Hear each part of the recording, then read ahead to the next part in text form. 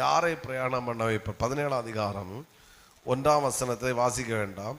எலியா சொல்றாரு, தேவனுக்கு முன்பாக நிற்கிற நான் அவருடைய ஜீவனை கொண்டு சொல்லுகிறேன். 3வது வசனம் கடைசி வார்த்தை, கேரி தாற்றண்டையிலே போய் ஒளித்திரு. 18:1 அநேக நாள் சென்று 3ஆம் வருஷமாகி கர்த்தருடைய வார்த்தை எலியாவுக்கு உண்டாகி, நீ ஆகாபிடத்துல போய் காண்பு. அப்போ சுமார் 3 வருடங்களுக்கு மேலாக அதற்கு முன்பாக எலியா சொல்லுகிறார், நான் தேவனுக்கு முன்பாக நிற்கிறவன். அடுத்து ஒரு 3 வருடங்களாக வெளி உலகத்துக்கு தன்னை காட்டாதபடிக்கு கர்த்தர் எலியாவை எங்க இருக்க சொன்னாரு? ஒளித்திருக்கு. அதாவது உணவு கொடுத்தது கூட மனுஷனை வச்சு கொடுக்கல, யாரை வச்சு தான் கொடுத்தாரு? காகத்தை. இல்லைன்னா ஸ்தோத்திரம், அப்படியா உணவு கொடுக்காத ஆண்டவர் மனுஷனுக்கு முகத்தை பார்க்க வைக்கிற, காகத்துக்கு முகத்தை பார்க்க வச்சு தான் என்ன கொடுத்தாரு? அப்போ தேவனோடு சில வருடங்கள் எலியா தனித்திருந்தான். எல்லாரும் சொல்லுங்க, தேவனோடு. வராது சவுண்டு தெரியுங்களா? சத்தமா, தேவனோடு தனித்திருக்கிறவன் பிரயாணப்படுவான். ஆமென்.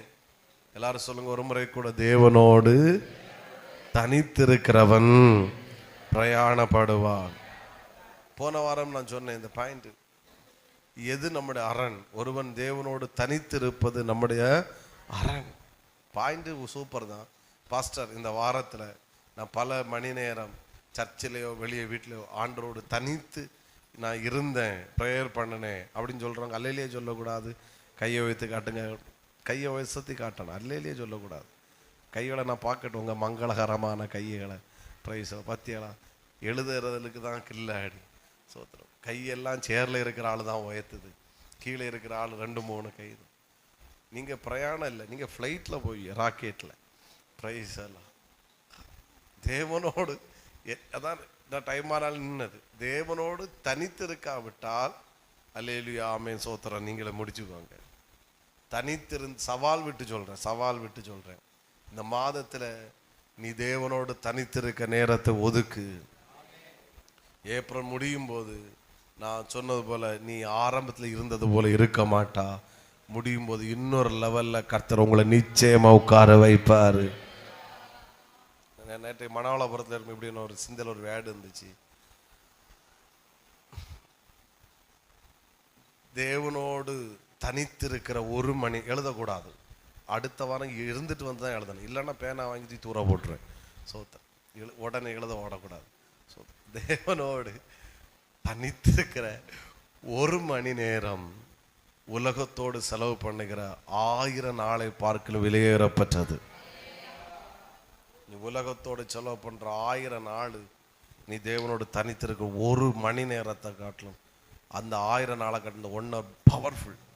இருந்து பாரு சார், இருந்து பாரு. நீ ஜெபிக்க உட்கார்ந்துட்டு நீ எழும்பும்போது உன்னை வேற மாதிரி கர்த்தர் எழும்ப வைப்பார். இதுதான் சீக்ரெட். நீ எந்த சூழ்நிலை இருந்தாலும் கவலையே இல்லை.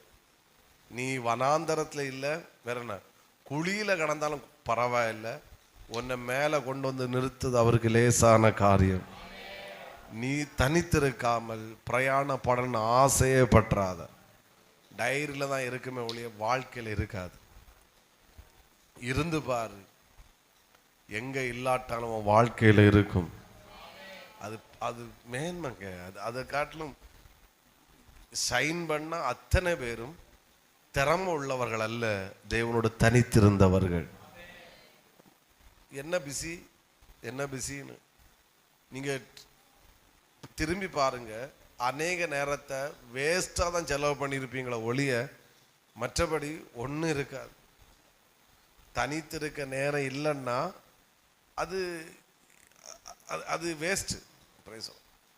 நீ உங்க வேலையும் அதுக்கு சக்சஸ் நீ பார்க்கணும்னா சீக்ரெட் இதுதான். தனித்திரு. எலும்பு அதிகாலையில் 3 மணிக்கா 4 மணிக்கு எழும்புங்க. 5 மணிக்கு எழும்பு, உட்காரு 1 hour, பாட்டு பாடு, வசனத்தை கேளு, வசனத்தை வாசி, முழங்காலுன்னு ஏசப்பா என்ன சொல்லி ஜெபிக்கன்னு எனக்கு தெரியல. இந்த பாஸ்ட் என்னமோ மைக்கை பிடிச்சி புலம்பிட்டு இருக்கிறாரு. ஆனால் அந்த வேடை விசுவாசிக்கிறேன், நீ செய்வி, நான் நம்புகிறேன்ப்பா. சொல்லி பாருங்க. ஏப்ரல் முடியும் போது நான் சொன்னது போல, நீ இப்போ தொடங்கும் போது, நீ எப்படி தொடங்குறியோ, முடியும் போது நீ வேற ஒரு லெவல்ல தான் கர்த்தர் ஒன்று உட்கார வைப்பாருன்னு சவால் விட்டு சொல்றேன். நீங்க கை தட்டுறது பெருசு தான், அதை காட்டிலும் பெருசு. போய் தனித்திரு.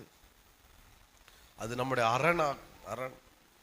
சர்ச்சு ஓப்பனாக இருக்கு. ஒருவேளை இங்கே பூட்டி இருந்தால் இந்த சைடு வழியாக இங்கே ஓப்பனாக தான் இருக்கும். வந்து உட்காந்து அழு. புருஷன் வேலைக்கு போன பிறகு, பிள்ளைகள் ஸ்கூலுக்கு போன பிறகு, என்ன வேலைன்னு கேட்குறேன்.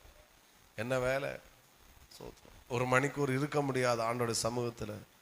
உட்கார்ந்துரு, கண்ணீர் விடு. ஒன்றும் தெரியல, ஒரு நல்ல பாட்டை போட்டு கேட்டு அப்படியே ஒர்ஷிப் பண்ணு.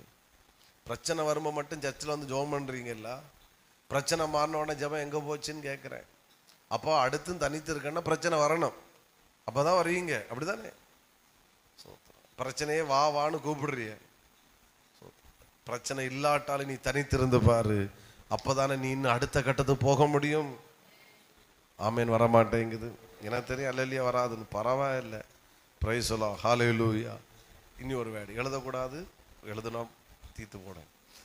தேவனோடு செலவு பண்ணுகிறவனுடைய வாய்ந்து புறப்படுகிற வார்த்தை அவனுடைய வார்த்தையா இருக்காது.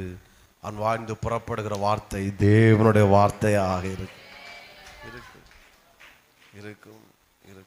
ஆமே. தேவனுக்கு முன்பாக இருக்கு. அவன் எலியா பேசின ஒவ்வொரு வேடும் அவனுக்கு வேடு இல்லை, கர்த்தருடைய வார்த்தை. ஏன்னா அவன் தனித்து இருக்கிறவன். ஜேசபேலுக்கு முன்னாடி வேடுக்கு பிறகு அவரு இதானார். ஆனால் அதுக்கு முன்னாடி எலியா வேற லெவல். அவன் அந்த கர்மேல் பர்வத்துக்கு முன்னாடி ஜெபிச்சதெல்லாம் ஒரு வசனம் தான் அவன் பிரேயர். அக்கினி இறங்குச்சு. ஏன்னா அவன் தனித்து இருந்தவன். அவன் வாழ்ந்து தேவனோட தனித்து இருக்கிறவனோட வாழ்ந்து புறப்படுகிற வார்த்தை அவன் வார்த்தையா இருக்காது. அவன் வாழ்ந்து புறப்படுகிற வார்த்தை அவருடைய வார்த்தையா இருக்கும். தேவனோடு தனித்திருக்கிறவனைத்தான் கர்த்தர் பிரயாணம் பண்ண வைப்பாரு. எப்படியாவது ஆசீர்வதிக்கப்பட நினைக்காதுங்க. குறுக்கு வழியில கர்த்தர் ஆசீர்வதிக்க மாட்டாரு, நேர் வழியில தான் கர்த்தர் ஆசீர்வதிப்பாரு.